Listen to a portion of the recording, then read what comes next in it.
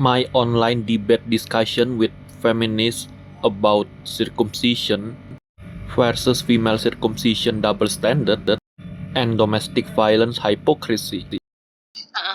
Boleh yang pertama, aku gak tahu nih ini nama aslinya siapa. Boleh perkenalan aja deh, boleh on mic. Halo, Ya, silakan. suara Dengan kedengeran siapa? ya? Oke, ya dengeran. Iya, nama aku Ardi.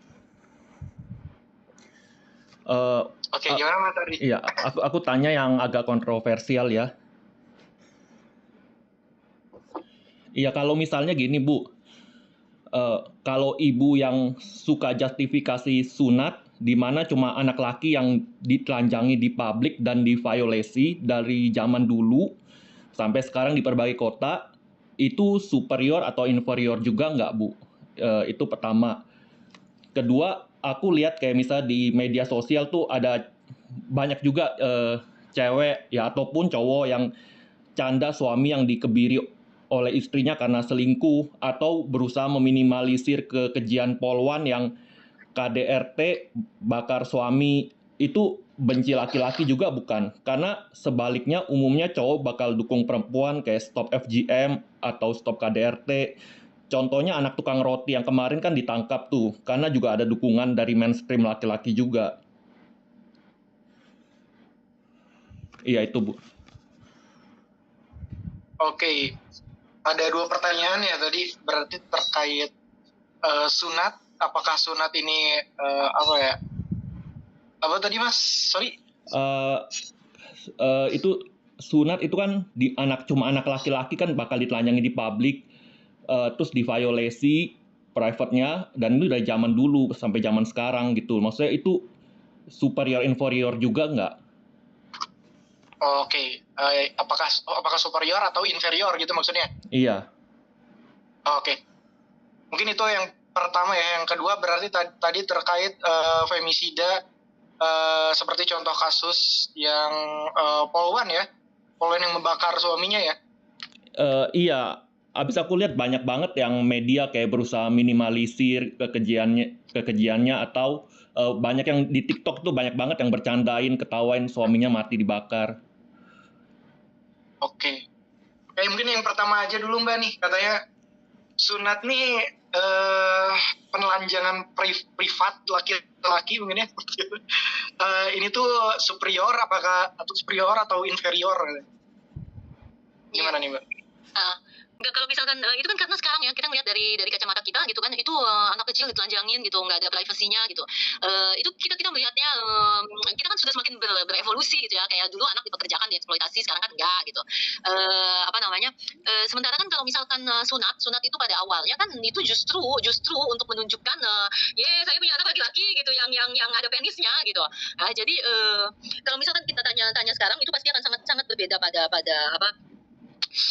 ini selalu menjadi persoalan ya, karena seperti ini mungkin yang akan ditinjau ulang gitu dari setiap yang sulit juga kan sunat itu kan nanti ke ajaran agama ya, ini kan bagaimana keyakinan kita dan sebagainya gitu, itu juga ada tetapi yang pasti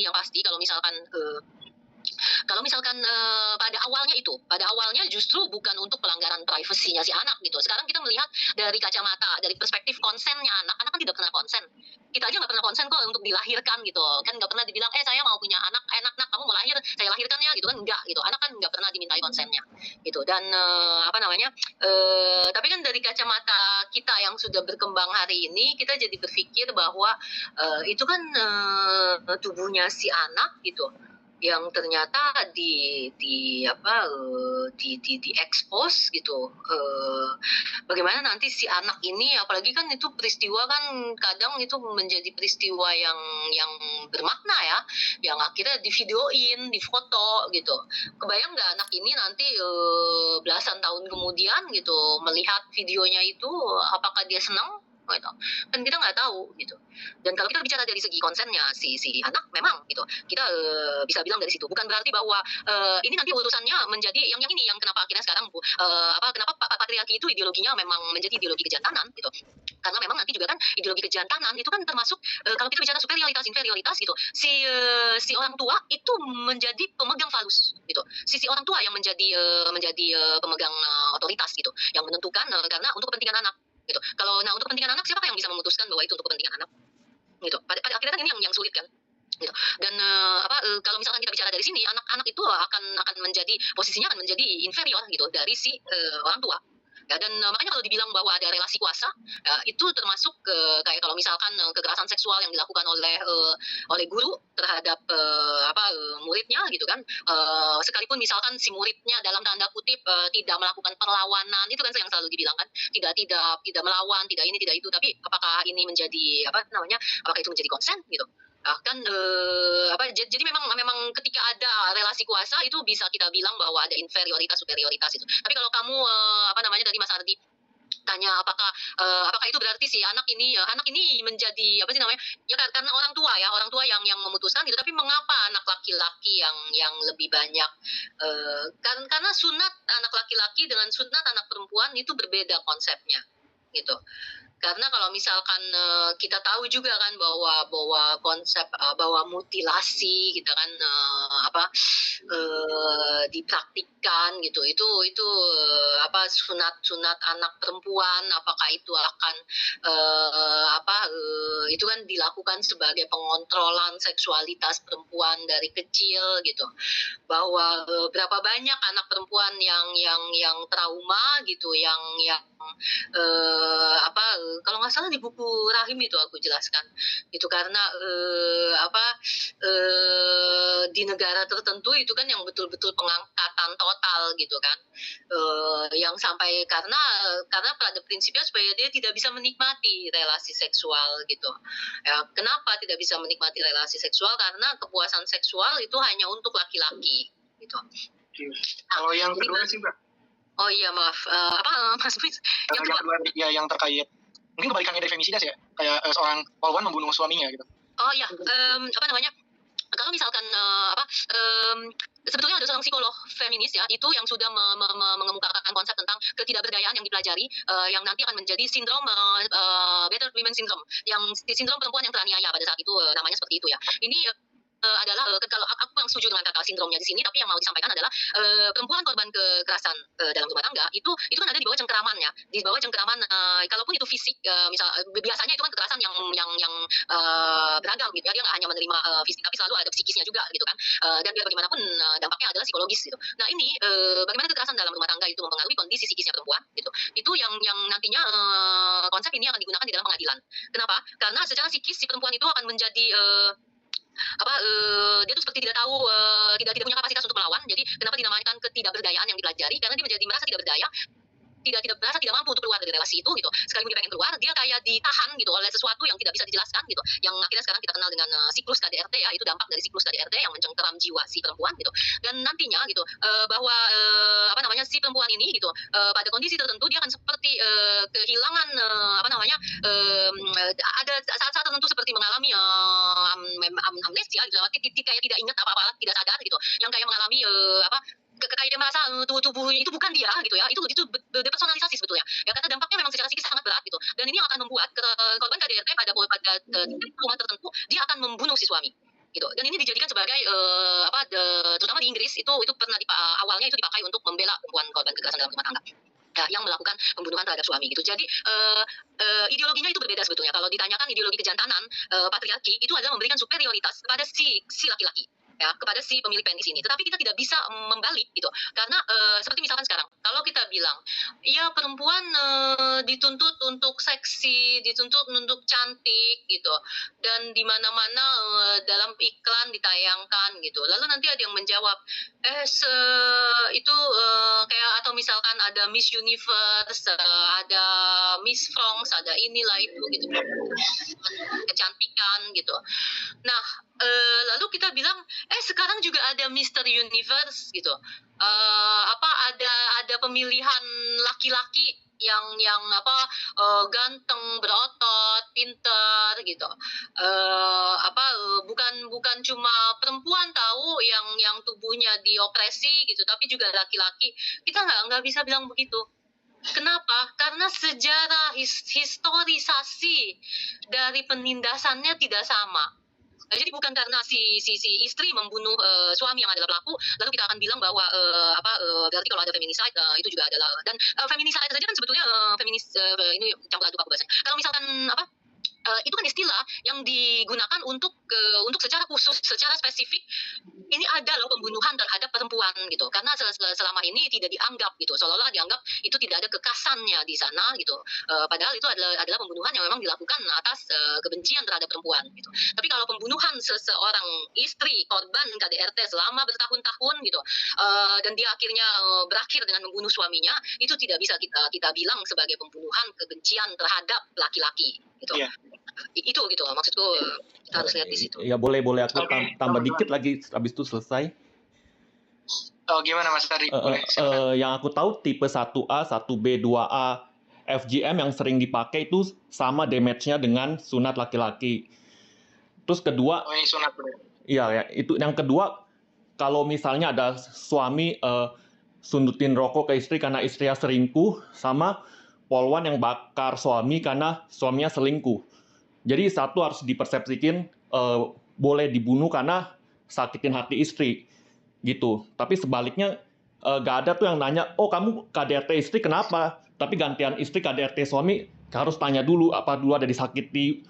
Itu kan intinya jadi ibu yang mewajarkan ke KDRT ke suami jadi. Oke, aku pikir poinnya udah clear ya tadi. Boleh Mbak Ser, silakan. Dan festival laki telanjang juga banyak sebelum Miss Universe kok. Aku ada banyak bukti. Nah itu kan gitu, kita pada akhirnya kita akan jadi karena memang harus dilihat dari historisasi sebetulnya, historisasi opresi penindasan, bagaimana ideologi ini gitu. Karena kalau misalkan kita tidak punya sejarah penindasan tubuh yang sama gitu, bahwa feminisme tidak membenarkan pembunuhan ya, dalam arti bahwa mau terhadap laki-laki terhadap perempuan gitu. Tapi yang harus kita lihat di sini misalkan. Ya, aku khawatir kalau misalkan disalahin gitu, itu nanti akan berbahaya menurutku ya, karena menurut saya gitu, kekerasan apapun itu gitu, itu tetap adalah kekerasan. Bahwa nanti dalam proses pemeriksaan itu pasti akan dilihat mengapanya, itu ada upaya penjelasannya gitu. Nah kembali kepada kayak misalkan sekarang kita bayangkan korbannya adalah laki-laki, karena ideologi kejantanan korbannya itu juga banyak yang laki-laki, tapi laki-laki yang tidak pernah bisa bicara karena malu, karena takut gitu. Laki-laki yang diperkosa oleh laki-laki gitu. Ini yang perlu kita angkat sebetulnya juga gitu. Karena ada laki-laki yang dipersepsikan lemah gitu. Termasuk di dalamnya adalah kelompok homoseksual gitu yang dipersepsikan lemah. Nah, yang dipersepsikan seperti perempuan, feminin, terutama kelompok homoseksual yang dalam tanda kutip dianggap seperti perempuan gitu. Ini kalau dia diperkosa gitu, ini bagaimana? Bagaimana dengan korban-korban? Bagaimana dengan laki-laki korban pemerkosaan? Bagaimana laki-laki dengan korban kekerasan gitu dari laki-laki, karena dia adalah termasuk laki-laki yang suzom, laki-laki yang dianggap tidak jantan. Itu banyak gitu. Jadi mungkin idenya bukan kalau misalkan karena kemarin itu misalkan ada laki-laki yang diperkosa oleh laki-laki, lalu laki-laki ini menggigit penis si laki-laki, menggigit penis pelakunya gitu, dan akhirnya pelakunya ditangkap karena pelakunya ini ke rumah sakit. Jadi ditangkapnya sebetulnya tidak sengaja. Dia ditangkap ke rumah sakit pada saat yang sama di tempat lain si korban melaporkan bahwa dia diperkosa gitu. Tapi ini tidak banyak laki-laki korban pemerkosaan melaporkan gitu. Tapi sebetulnya laki-laki ini tadinya membela seorang perempuan yang mau diperkosa oleh laki-laki ini gitu. Jadi yang melaporkan awalnya itu adalah si perempuannya. Tapi dianya sendiri tadinya tidak mau melaporkan gitu, karena dia yang juga mau diperkosa itu si laki-laki ini. Nah, bagaimana kita menyikapi ini gitu. Feminisme saya kira itu harus juga melihat kasus-kasus macam ini untuk bisa membongkar kompleksitas dari ideologi kejantanan, karena kalau tidak memang akan beresiko membuat dikotomi perempuan dan laki-laki. Kenapa sih perempuan selalu jadi korban, laki-laki selalu dianggap sebagai pelaku gitu ya. Ini yang justru saya hindari gitu, bukan saya hindari karena memang tidak benar, tidak seperti itu menurut saya. Gitu, apakah laki-laki sendiri tidak apakah pernahkah kalian bertanya gitu, laki-laki pelaku KDRT, apakah dia memang pengen menjadi pelaku KDRT? Apakah itu yang dia inginkan? Rumah tangga yang hancur berantakan, dia tidak pernah mendapatkan perempuan yang betul-betul mencintai dia, perempuan yang bahwa dia tidak dicintai oleh anaknya. Apakah itu yang diinginkan laki-laki? Tidak gitu.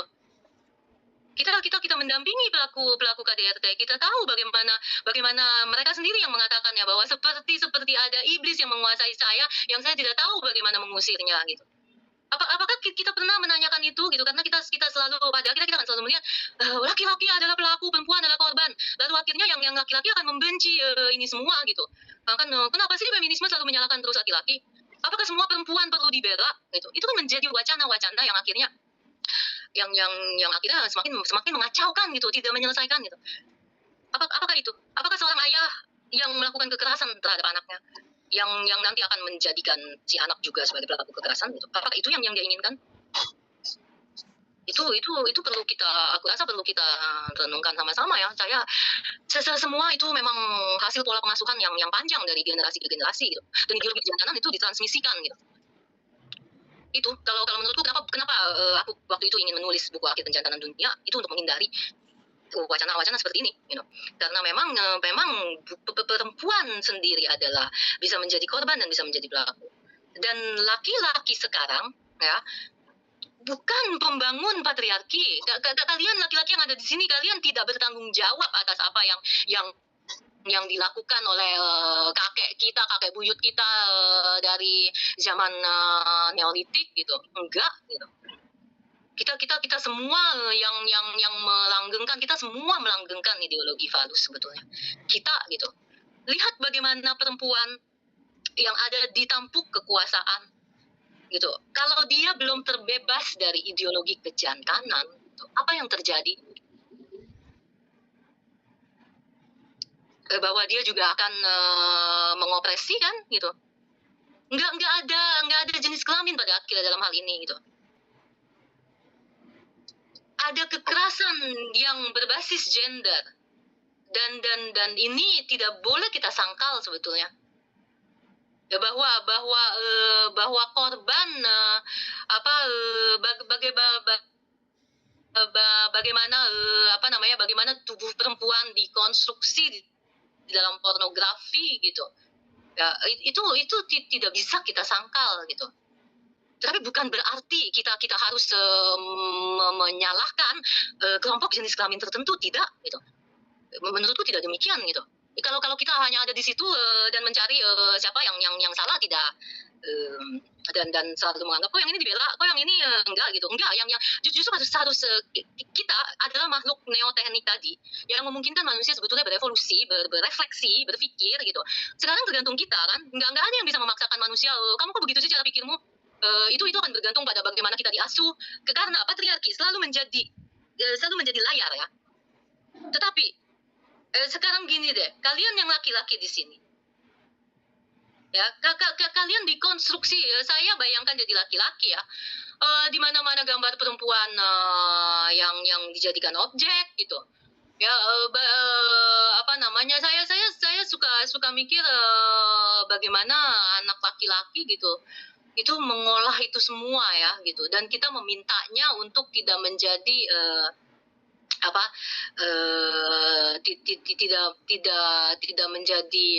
tidak menjadi misoginis gitu. Bagaimana kita bisa meminta laki-laki untuk tidak mengembangkan ideologi misoginis sementara masyarakat di mana-mana itu membangun itu gitu. Itu kan juga sulit kan untuk kalian gitu. Saya coba memikirkan itu sebetulnya gitu. Nah, kalian dikembangkan dari awal, kalian dididik, dikonstruksi dengan cara yang seperti itu. Bagaimana laki-laki bisa mengambil jarak dan mempertanyakan itu semua gitu. Itu juga bukan sesuatu yang mudah gitu.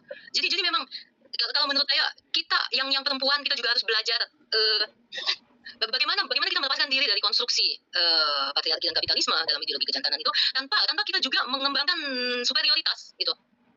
Ya, karena nanti akhirnya yang akan terjadi adalah pembalikan. Kalau gitu dulu laki-laki berkuasa, sekarang adalah perempuan yang berkuasa gitu. Ya udah, dunia akan kebalik aja gitu. Dan nanti saya juga sudah tidak ada di sini gitu. Saya akan mati, entah nanti dunia akan jadi seperti apa. Nggak tahu kan kita gitu. Ya, tetapi kita sekarang sudah sama-sama ini teman-teman mengadakan bilik filsafat dan feminisme itu untuk berpikir kan gitu, dan ya mari kita berpikir gitu, mari kita mempertanyakan itu, karena di buku Kerenjanahan Dunia aku membawa si François Poulenc de Labarre, itu adalah filsuf laki-laki yang dengan menggunakan filsafatnya Descartes dia mencoba untuk mempertanyakan ideologi kejantanan itu gitu. Ya, mengapa demikian dan apa yang harus dilakukan oleh laki-laki dan perempuan gitu. Oke. Oke Mungkin, Bu, itu dulu, thank you. berhubung waktunya. Walaupun ada yang Oke. beberapa yang Thank you, kurang Mas apple to Ardi. apple. Oke, thank you. Oke. Berhubung waktu, kita sisakan satu pertanyaan lagi mungkin ya. To be fair, she mentioned male victim, but there always have a but behind it, aka tricky. Try to minimize sufferness of male or boy victim and minimize evilness of female perpetrator, or mention male victim only if it is a gay by man. Dan tidak sedikit laki-laki yang diperkosa tetapi tidak melaporkan. Kenapa? Karena ideologi kejantanan.